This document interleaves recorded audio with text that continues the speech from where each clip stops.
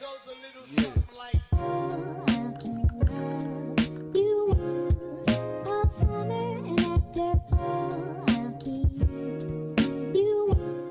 Hello literates, I'm Britt Ryderly and welcome back to my channel, Writer's Ambition. For those of you who are hanging in this episode 1, use the real one.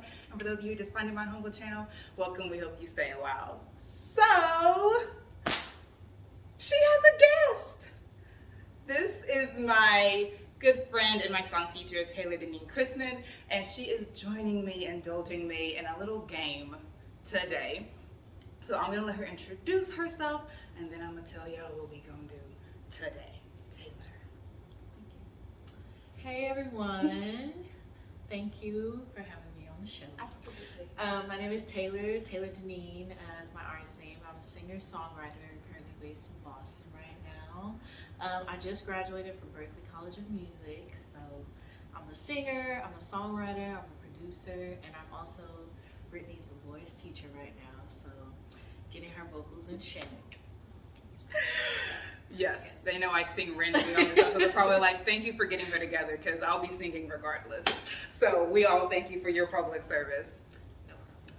Yes, okay, so today, y'all know I don't really do like wrap-ups, but we're gonna do a sort of wrap-up today. So this is a series, and it could be a one-off or it could be a series. It depends on how much fun Taylor and I have today. But either way, this is going to be a special episode called Books and Ballads, and we're going to talk about the books I have read from January to now. So it's a mid-semester wrap-up, but we're 3/4 done with the year, so it's a 3/4 wrap-up, really, but that's okay.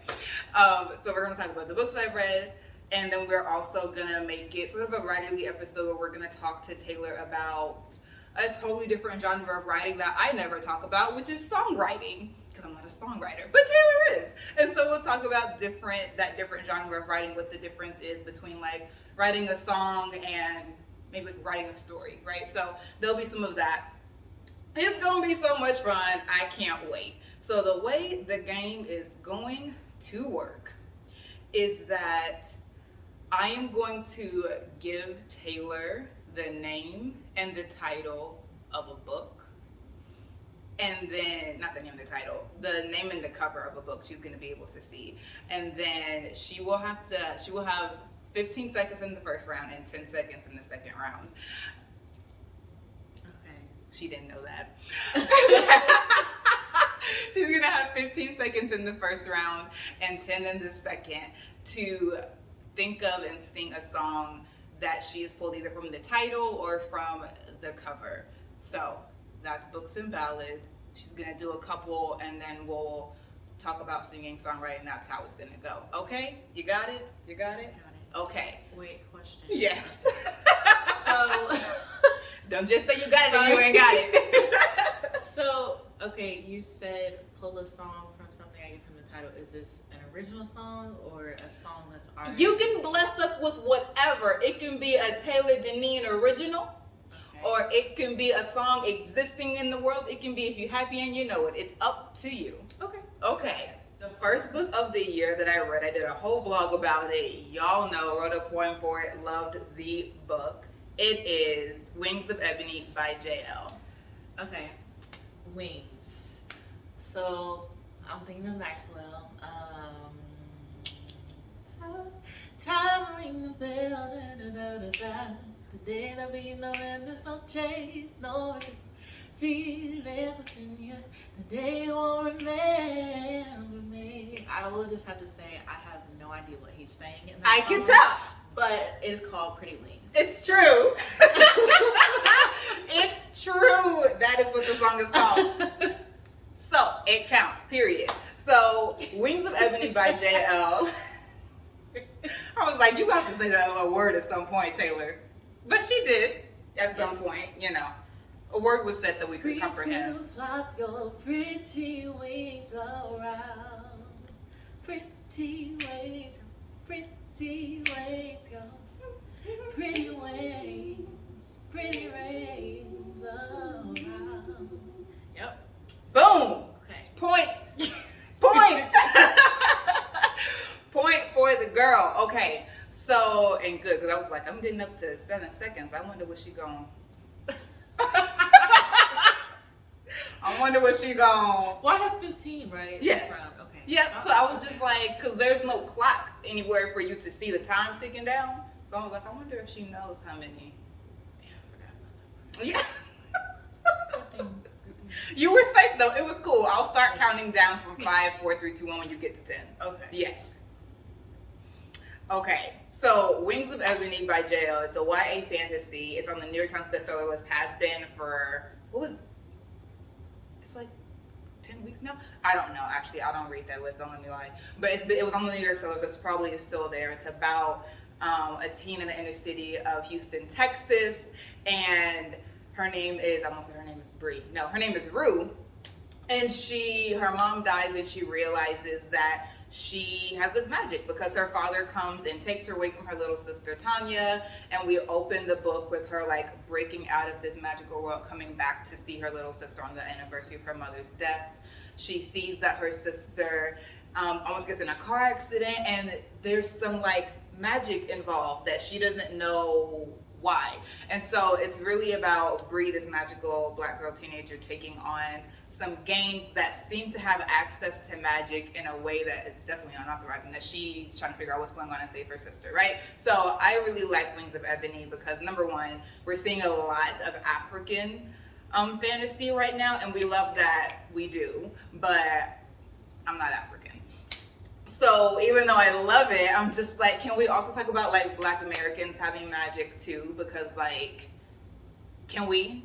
Like, what does it mean if we're gonna talk about Black Americans having magic? So I really, really appreciate just all the familiarity of Wings of Ebony, the neighborhood, Rue being so committed to her neighborhood, Rue being so committed to family. Like, I just loved it so much. 5 out of 5. For me, I cannot wait until Ashes of Gold comes out. If you did not see that cover, feast your eyes right now. I have a TikTok reaction to it.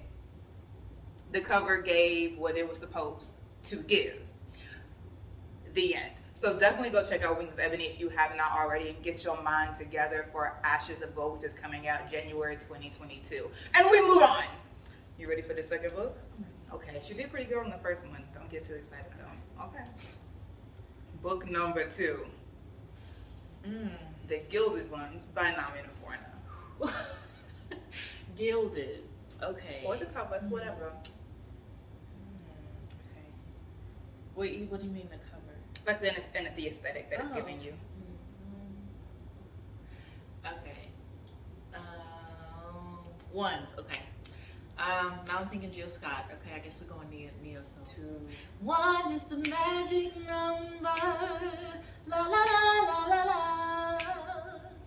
Just me. I'm terrible with lyrics. She is. 1 is the magic number. La la la la la. Okay. Point. Okay, you got. I was like 2-1. What you got? What you got? Next time I should have it like a separate clock for you to see the time. Yes. Next time, if there is a next time. That depends on how she enjoys herself. I'm enjoying myself very thoroughly right now, but I'm not on the hot seat, so it makes sense. But so The Gilded Ones by Nami Naforna. I also raved about this book. I have a whole I think I made a vlog for it. Yes. Yeah. Or just like a book review for it on my channel. If you have not checked out my review of The Gilded Ones, check it out. But this is another YA fantasy. Y'all know I love YA fantasy. That's also the genre that I write in. But this is about 16-year-old Decca. There is this purity ceremony when you're 16. The girls go to a temple. They get cut by a priest. If they bleed red, they're pure. If they bleed gold, they're impure. And on the day of the ceremony, Decca bleeds gold. So truly, like that. Even the ceremony itself, don't get me started. That the ceremony. So she gets cut. She gets none of these. This happens in the first chapter of the book. She gets cut. She bleeds gold. The town puts her in basically the church basement, the temple basement, and they bleed her over and over and over again and sell her cursed blood. It's really funny that her blood is cursed, but they keep using it to sell things. Make it make sense. But anyway, so she's in that basement for a long time, and then finally a woman who we come to know as White Hands comes and says basically, do you want a chance to earn your purity? You can if you fight in the king's army against the Death Shrieks. And so she goes with White Hands on this sort of journey of redemption, and we follow Decca as she learns to grow into her power. She meets these other girls who are also impure. She's joining an army of impure girls. And we really see Decca find out the history of these impure girls, what that's all about, the history of Death Shrieks, which I love. I love that Nami Unicorn has us thinking from this subjectivity of the monster. It's so good learning about the Death Shrieks. And then, right, interrogating if those that we call monsters really are monsters. And then looking at like monsters like Death Shrieks that look grotesque, opposite or juxtaposed to humans who do monstrous things, right? So like that conversation is super good in the Gilded Ones. Namina Forna calls it a feminist text, so it's so good. I love it. It's not heavy-handed like men are evil, fight the patriarchy. Like it's just a world, and you see the sort of push against sexism and heteropatriarchy, etc. 5 out of 5 for me. It's gonna be a movie, I think, either a movie or a TV series. Either way, she's writing the screenplay for it. So Namina Forna is a boss on all regards. If you have not checked out the Gilded Ones, go check it out. It's an amazing book with an ending that you will not see coming, but that I found so incredibly satisfying at every point the book gave. Okay, go check it out. Ready for another one? Yes. Okay, we're gonna do another one. We're gonna talk about some writing. The third one, Believe in Me by Alexandria House. The time has started. Whitney Houston, I believe in you and me. I believe in you and me. I believe that we will be in love eternally. Well, as far as I can see. Yes. Boom! That was quick. It was. Boom! Taylor said, listen, now I got it. Now I got it. Okay, so Taylor, when did you know that you wanted to be a singer? And like when on that journey did you know that you wanted to be a songwriter? So, okay. As a singer, I started singing around maybe like 5. And that just kind of came from like hearing my mom and like church and stuff, and just listening to the people around me and like the different harmonies and voice parts they were doing. And I started trying to like imitate that by myself. And then I just started like noticing that like whenever the radio's on, like I'm singing along to that. So that soon turned into me, you know, singing in school programs and stuff, and I just stuck with it.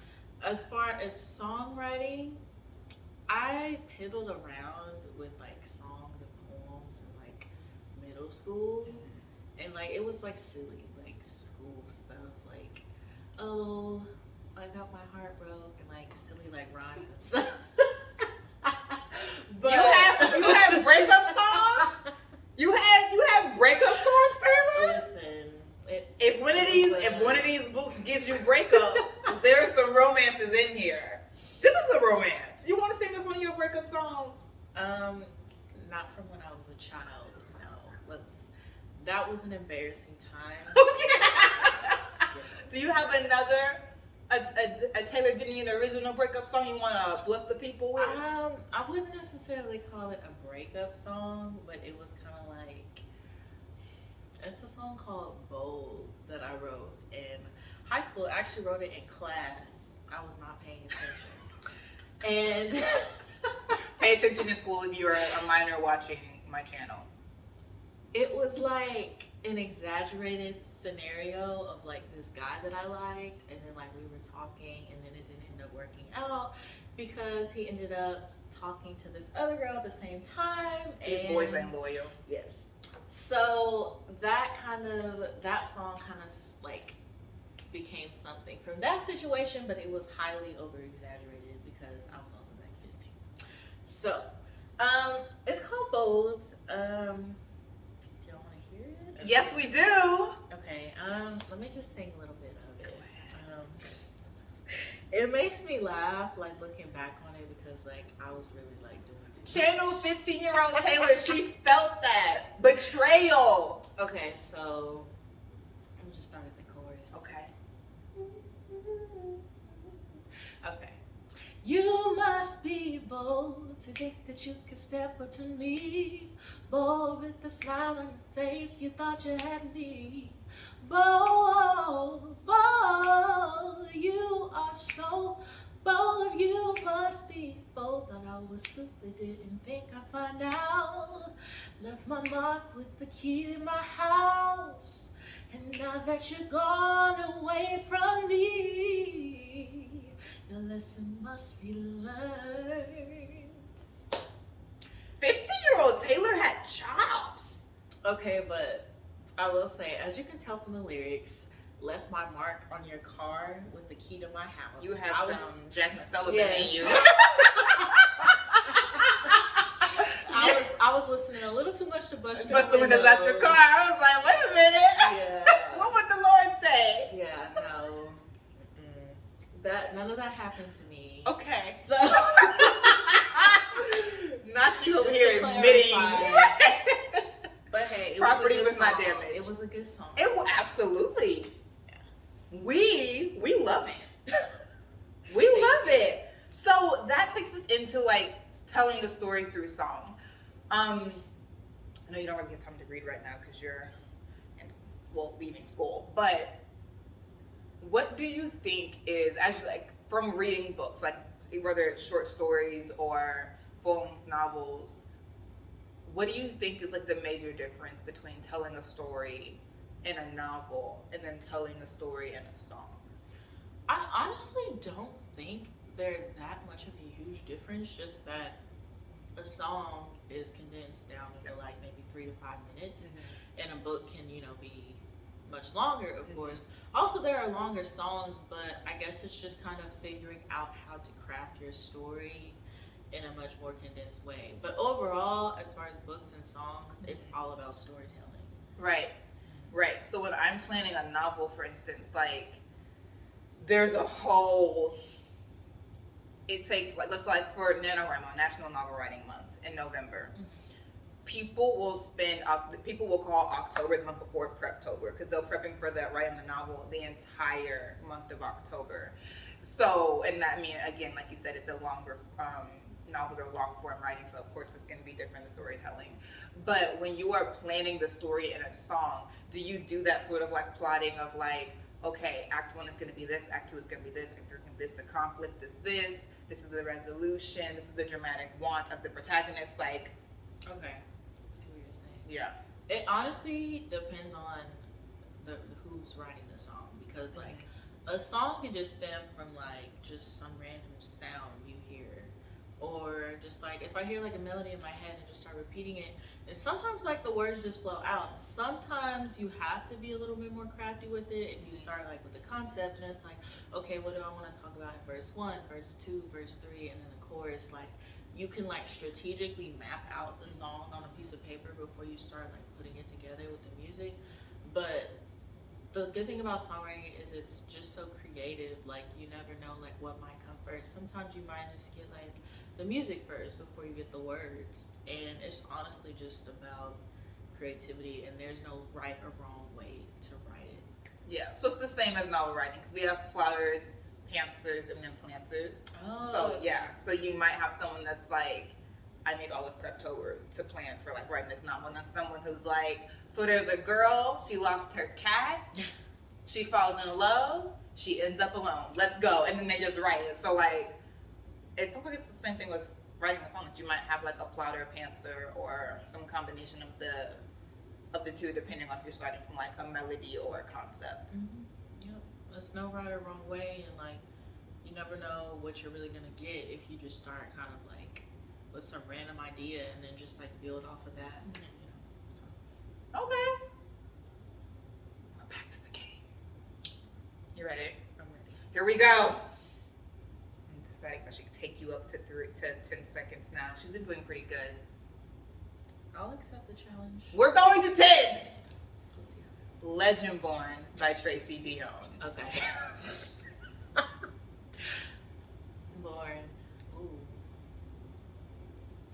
I was born by the river,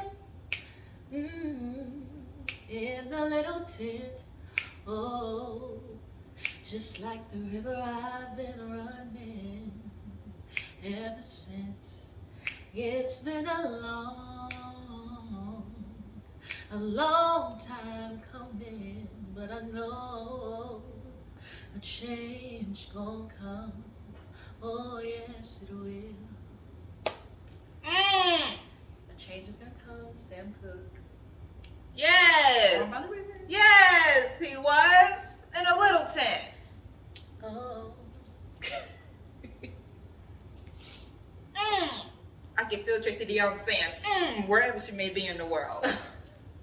So, y'all know Legend Born. This book has been on the New York Times bestseller list practically since it came out. So, Legend Born is about a 16-year-old black girl named Bree Matthews.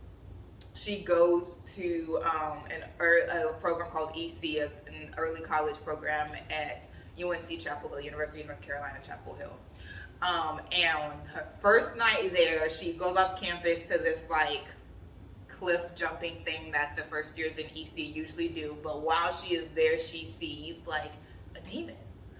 And she sees this boy called a Merlin try to like wipe her memories. And it works for like 5 minutes. And then it wears off. But when it wears off, she realizes that like there are other memories in her head that have been Merlined. And so, or mesmered, sorry, that have been mesmered.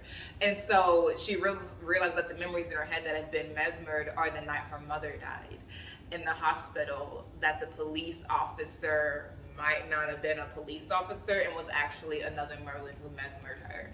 And so her mother's death obviously is like extremely traumatic for her. She died in a car accident. And she and her mother had fought about whether or not Bree could go to EC, and they were like not talking at the time that her mom died. It'd been like 2 days, but they weren't talking at the time. And so Bree's really torn up about that, and when she realizes that she's been mesmered, she's like, I'll do anything to find out if like I have that trauma because of someone else or because it was just meant to happen. And so Legend Born is about Bree joining this society called the Circle or something, whatever. I read this book in like February. It's good. You should read it. She joins this society, goes undercover with a guy named Nick, who is her peer counselor in EC, to find out what happened to her mother, because did one of y'all Merlins kill my mama? That's what her question is. And so like that's the premise of the book. It's so good. I read it on audio and it took me longer to get through it, just because for me I was like, how am I seeing this beautiful black girl on the cover and she's surrounded by white people in North Carolina?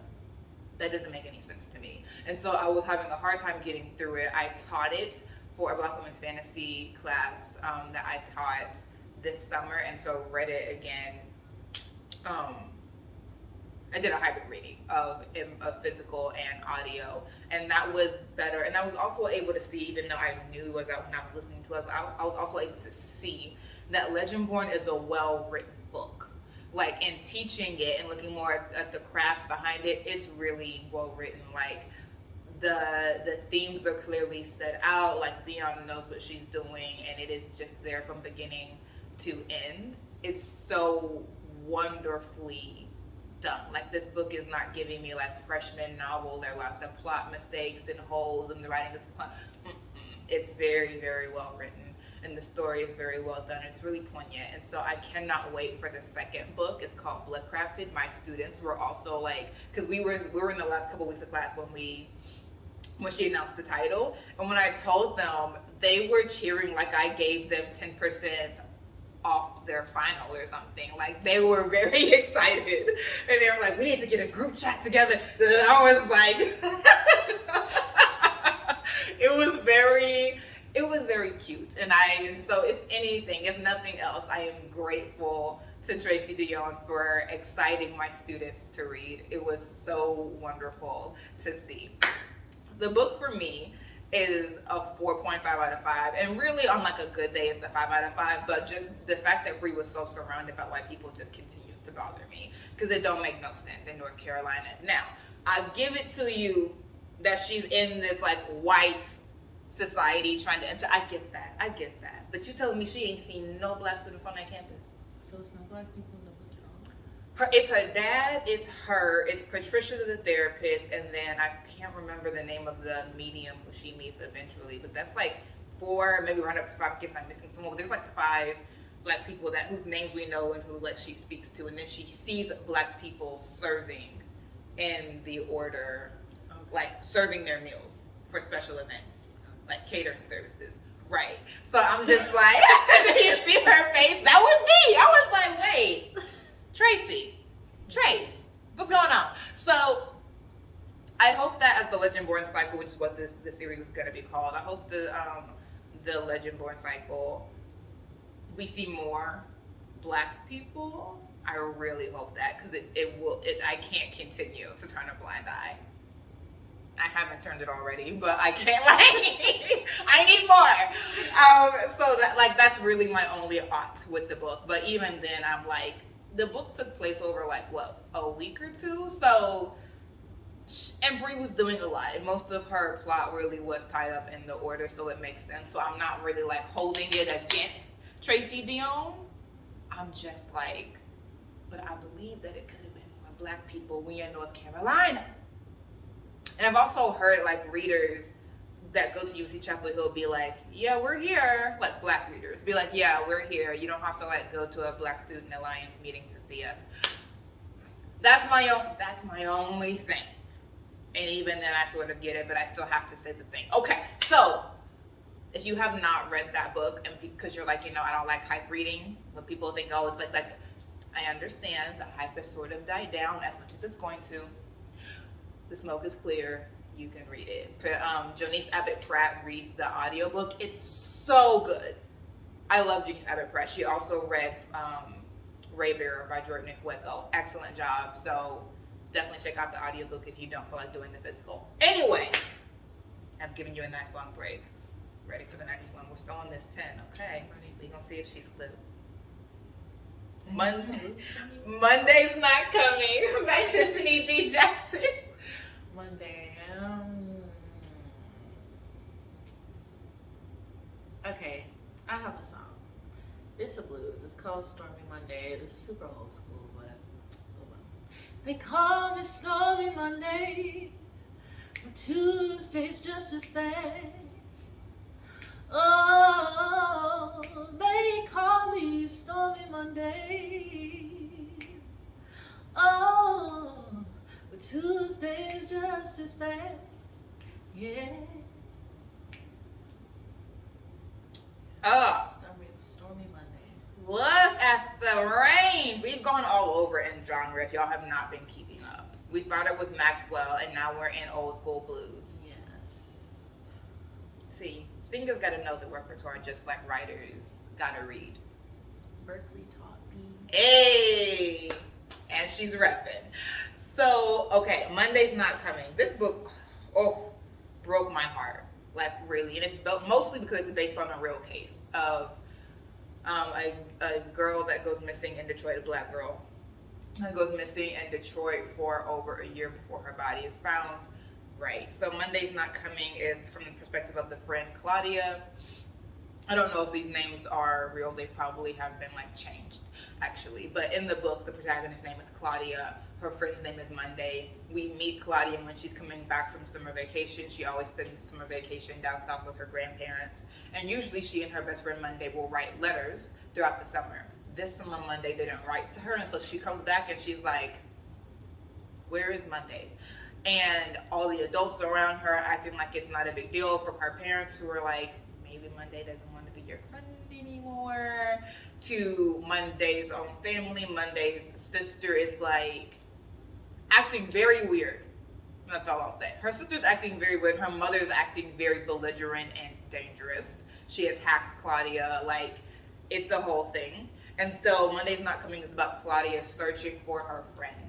And it is heartbreaking. So let me think about content warnings. Content warnings for little black girls in danger. Like that's the biggest content warning is black girls in danger. And also if you feel weird about reading books where teens do sexual stuff, there's a little bit of that. Nothing happens, but like the implication of what could happen is there. And then there's talk about like sexual things that happened, but not non-consensual sexual things. So, but just putting that content out there. I think that is it. I read this in March, so we're just going through the year, working up to August. Okay, what did I give this book? I think I gave it like a 3.5 out of 5. The timeline, and really it could be like a 4 out of 5, but the timeline was just really disorienting. And I also audio read this book, so maybe it's a thing where like you really need to physically read this book to sort of keep up with it. But there's like like the before and the after, but the before and the after, sometimes even knowing like it's the before, it's the after, the timeline is really sort of like disjointed. Now here's why I might run that up to a 4 and be okay with this sometimes, because I'm thinking about books like Beloved that use the structure, that use trauma as a structure for the chronology of the book, right? So thinking about Setha as an escaped enslaved person, and the trauma of what happened on Sweet Home Plantation, the trauma of what happened when she murdered her daughter so that she would not end up back in slavery. That traumatic memory or refusal to remember, or rememory as Setha calls it, that structures the book. So you see bits and pieces of the day Beloved died. You see bits and pieces of Sweet Home, and that's because of Setha's reluctance to remember, and also because of how we recall trauma, and that is structuring the novel. And so I'm giving space for that to be what Tiffany D. Jackson was doing, but I would have to reread it physically to be sure that that's what's happening, as opposed to it's just choppily done. But that is my submission. Monday's not coming. Read it if you have the heart to, but I'm letting you know right now it's not a happy story. Although the way it ends for Claudia, I'm like, okay, all right. You can't use words like happy with Monday's not coming, but I'm glad at least for the ending that Claudia was able to have. So if that gives you a little bit of boom, go ahead. But you know that Tiffany Jackson's not the kind of writer who is here to make you feel good about anything anyway. So also know that. Okay. Next book. I'm gonna need like the link to these books because Conversion. I'm like really interested. Yes. Especially that Legendborn one. Like, yeah. Okay. The link. Yes, I will. Yes, I will. Okay, next book. Dear Martin by Nick Stone. Okay, even though I've never seen Hamilton, I know this song. Isn't it like, Dear Theodosia, what you say to you? I know you know it. Yes. Dear Theodosia. Okay. We'll accept it. The court will accept it. The court of literates will accept it. Even though I'm terrible with lyrics, I still, you know. You have the I know melody. the melodies. It's true. I was like, wow, she has this melody The down melodies though. and Yeah. the titles. Yes. Okay, listen. That's all you need to be successful at books and ballads. We'll accept it. So, Dear Martin is by Nick Stone. I believe it's young adult. I don't think it's middle grade. If it is, it's a middle grade. It's a young adult. It's a contemporary young adult. We have broken out of fantasy. Although Believe in Me by, oh my gosh, I didn't talk about Believe in Me. Believe in Me by Alexandra House. I gave it a 5 out of 5. It's amazing. Okay. But Dear Martin by Nick Stone, another contemporary, my second contemporary read of the year.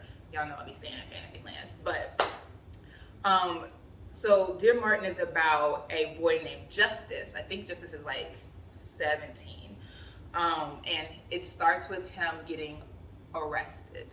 So he gets arrested by a cop because the cop thinks that he is kidnapping his ex-girlfriend. His ex-girlfriend is toxic.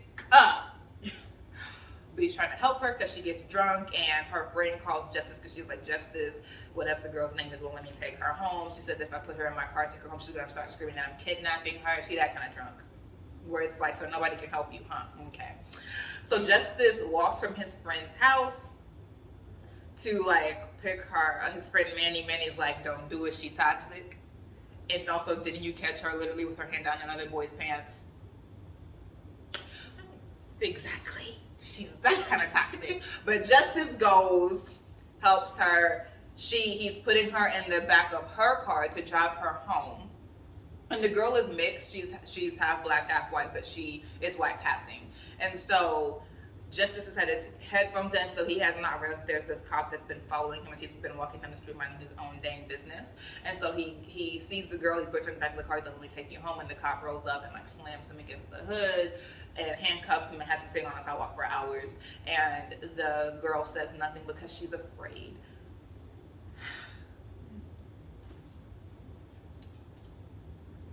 I will say no more than my face has said.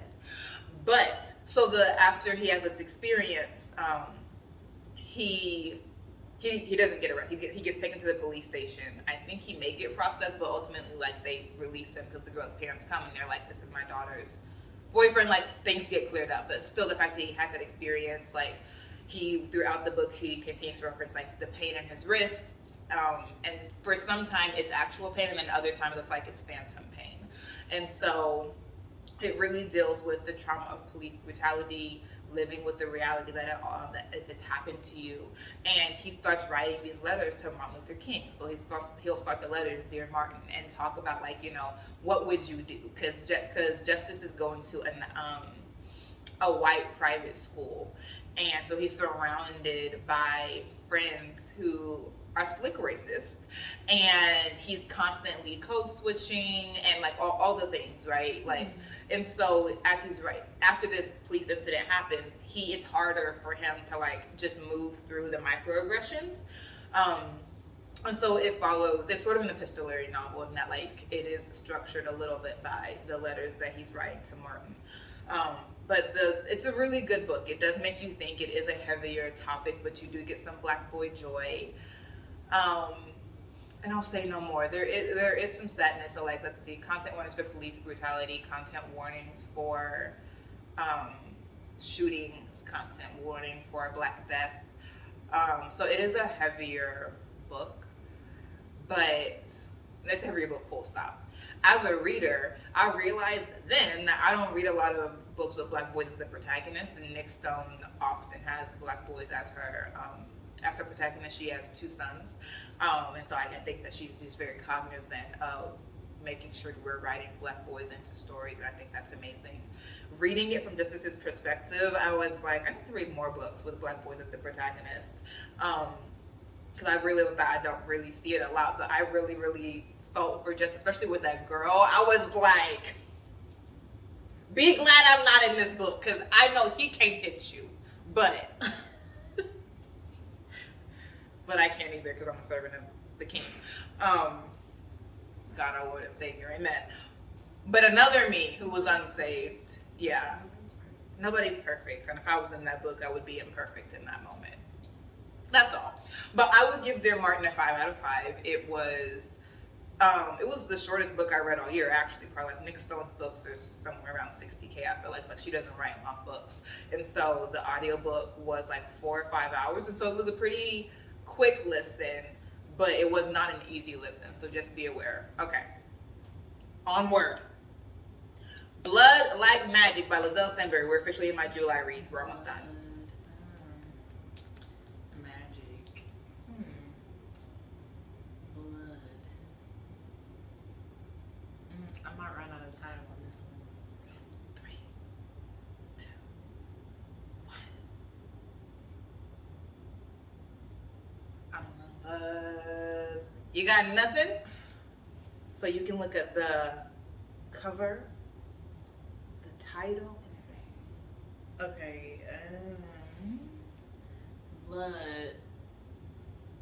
Magic.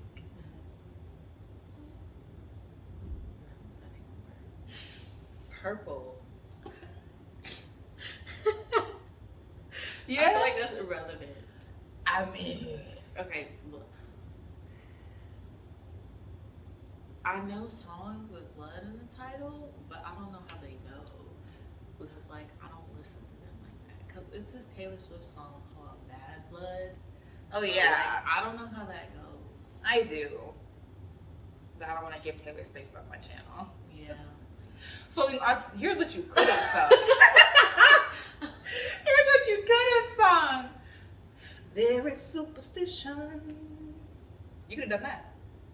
Writing on the wall. Oh, okay. So it doesn't have to say magic in the. I say it from the title or from the cover. So like it could be an aesthetic match. Oh, okay. So like themes. Mm-hmm. Okay. Didn't I say this, y'all? So I lost. I said you did, but I still want you to sing the song. Just because I'm greedy. Do you know the song? Yes. There is superstitions. Very superstitious. Writings on the wall. Very superstitious.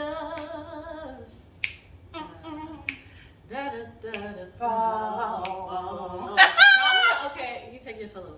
13-month-old I don't know. baby. That's all I know. Hey, broke the looking glass. 7 years of bad luck. The good things in your past. If you believe in things What? that you don't understand, What happened? and you suffer superstition away.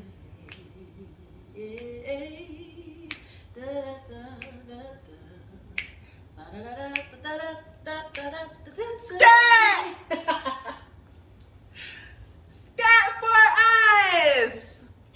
Okay, so you helped me with that one. I did. You didn't get the point, and that was the longest song she sang.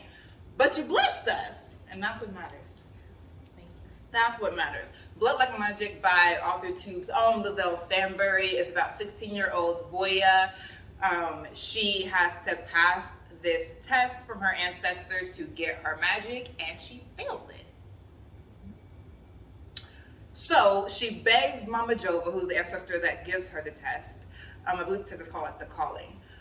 Because an ancestor calls you, you answer, they give you a short test. If you pass it, you get your magic. If you don't, you lose. You don't get your magic, and that's just it. Voy is very indecisive. That's very, very clearly her character flaw. She says it from the beginning and throughout the book. So because of her indecision, she doesn't pass the test. She then begs Mama Jova for a second chance, and in an unprecedented decision, Mama Jova gives her a second chance, and her task is kill your first love before the end of Carnival, I think. And so, This is dark. yeah, it is. Kill your first love. And if you don't kill your first love by the end of the festival, it's set in Canada. And these are black witches, they're Trinidadian. So she has to kill them by the end of this like Toronto Canadian festival. I don't know. It's a festival. It's in Canada. Lizelle, please don't kill me. But it's by the end of this festival, and if she doesn't, she will lose her magic, and all of her family will lose their magic. And in the book, the magic of this family is their livelihood. So if they lose their magic, they'll lose their house. All of the family lives in the house, so they'll all have to like scatter. Like there are physical and there are like very like immediate stakes, like losing the house, and then emotional stakes, like being scattered apart as a family. And so she has to make a decision on whether or not she's gonna kill her first love. And so there's this. It's a near future Toronto. So there's this like DNA technology out there that can match you with your platonic or your romantic love, and she is chosen to beta test it. So she gets her romantic match, she meets him, he's infuriating, it's kind of an enemies to lovers thing. But when she starts to fall in love with Luke, she's like, and I have to kill you. So that's what Blood Like Magic is about. Check it out. It's a really, really good book. I appreciated that the representation, there's trans representation, there's queer representation, and they're not overwhelming like check boxes. Like they're just people in the book who are queer, they're just people in the book who are trans, there are people in the book who are heterosexual, and that's just it's just people living together. And so if you're looking for some of that rep that's done but not overdone, Blood Like Magic is where you want to be. I really, really liked this book. I've already read it with my critique partner, Cachet, and we talked about it in our July Writerly Conversation Live, Look Like Magic and the Other Black Girl. So if you want more on us talking about Look Like Magic, check that out. We're moving on. I think this is like our last or almost last. We're getting close. We're getting close because we're in July and now it's August, so we're almost done. Final round! Titles only. No covers. Here we go. There's 3. I Think I Might Love You by Christina C. Jones. Okay. I'm gonna do Love Is You. What's your definition of it? How's it make you feel? Tell me what you'd say that truly makes it real.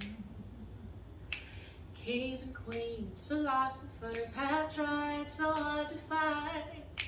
Tell me what it means to you, dear, never mind.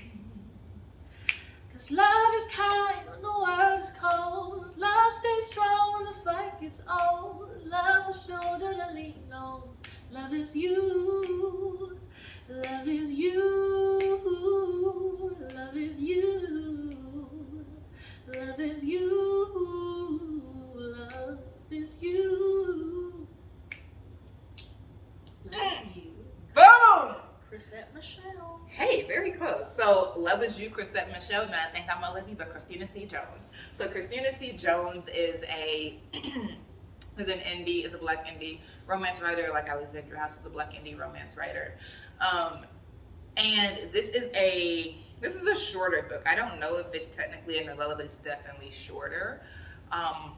Me and audiobooks are like this, so I also audiobooks to this. But I think it was like 5 hours or less, I think. So in this book, the female main character, whose name I've already forgotten, this book I actually read like very earlier in the year, so this wasn't actually like a July read. I just mixed it in. So the female main character is hot-headed, and she ends up having to do some community service after busting the window out. So you could have done that one. Bust the window out your car. That would be a little bit off the title. It's true. It's true. You had no way of knowing she did that. I'm still gonna have her sing it later. But like, she bust the window out, and it was like a Lexus Mercedes something. So the thing is, when you bust the windows, if you bust the windows of someone's cars in a parking garage, understand that parking garages have cameras. Our female main character didn't understand this, or it didn't occur to her, one or the other. Anyway, she busted the windows out of his car. The police came knocking on her door. But before the police came and got her girl, she went to her sister's house, did not remember that her sister was traveling the world at this point, and she used her key to come into the house, and she was getting some ice cream, and this naked man comes up behind her, and he's like, "What the heck you doing in my apartment?" And she's like, "Boom!" And she clocks him. And then she runs away into a room and locks the door, and then she realizes that she's in a bedroom and that she can't escape this way. He starts banging on the door. He's like, "I'm gonna call the police." She calls her sister, and she's like, "Well, you got some men in your apartment. Come get you." And she's like, are you somebody that you hit my tenants?" And mistakes were made.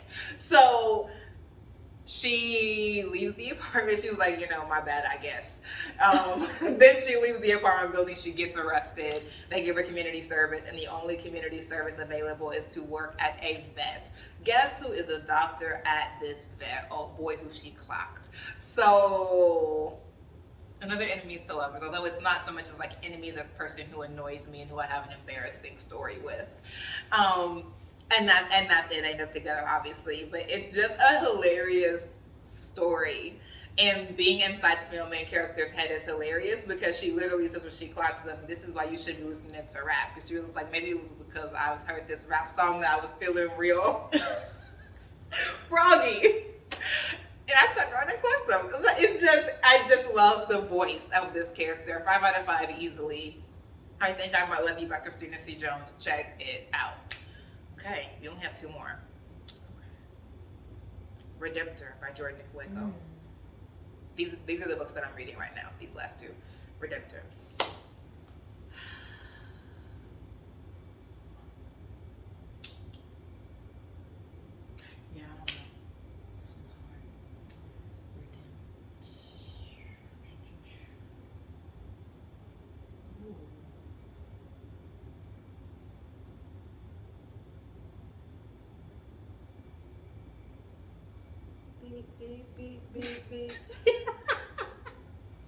don't know. I don't know either. But I'm not on the hot tub. It doesn't matter. It doesn't matter what I know. I saw the author's name, Jordan. I was like, I want to be like Mike. Get out of here.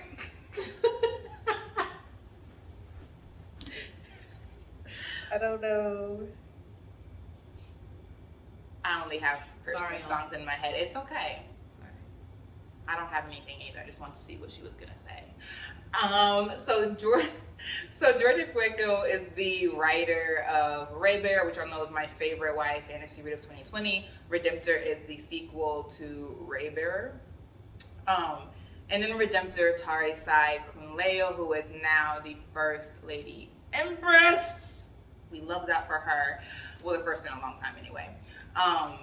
She has pronounced that to stop the Songland children from being sent into the underworld, she will be the first Empress Redemptor. She will go into the underworld after she anoints the 12 plus Songland. 11 plus Songland. The 11 Arid Realms as her council. So she has to get them to fall in love with her to anoint them as her council. There are people young and old in this council, and none of them love her at all. So one of the things that she has to do is get this council to fall in love with her, and also has to do with the fact that you're about to have to go into hell basically in 2 years, and you're probably gonna die. Most people do, but you might come out. But so that's what Redemptor is about. Is Tari Sai anointing her council, preparing to go into the underworld to make this trek, so that no more Songland children will have to be sacrificed. And so that the demons will not come up from the underworld and wage war on her kingdom. I'm 60% done with the arc right now, thoroughly enjoying myself. By the time this comes out, Redemptor will already be out. So if you're already reading it, let me know in the comments what you think, because I'm enjoying myself. Last book, the second book that I'm reading right now is Tristan Strong Punches a Hole in the Sky by Kwame Mbalia.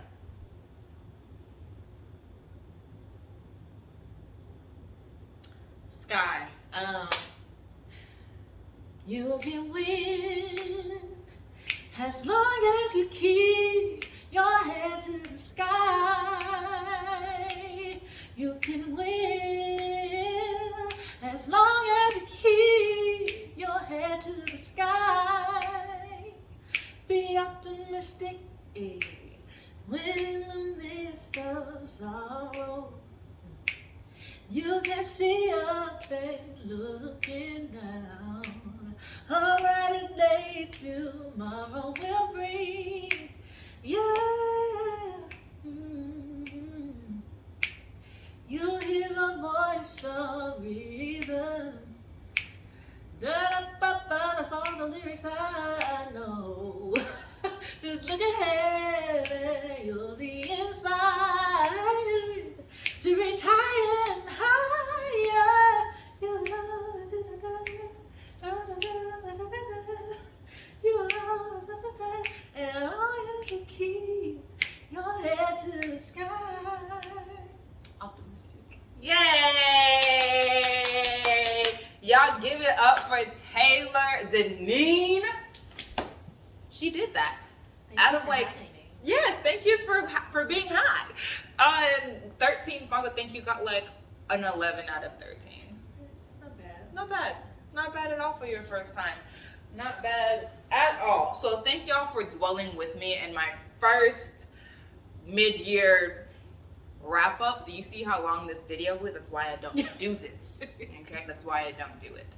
But we've done it today in a way that is fun and entertaining. So thank you for sticking around. Definitely smash that like button, ring that notification bell, and if you have made it this far in the video, pay our wonderful guest a beautiful compliment. That's all you gotta do. All right. So until then, literates, take care of yourself, take care of your books, take care of your words. Bye-bye.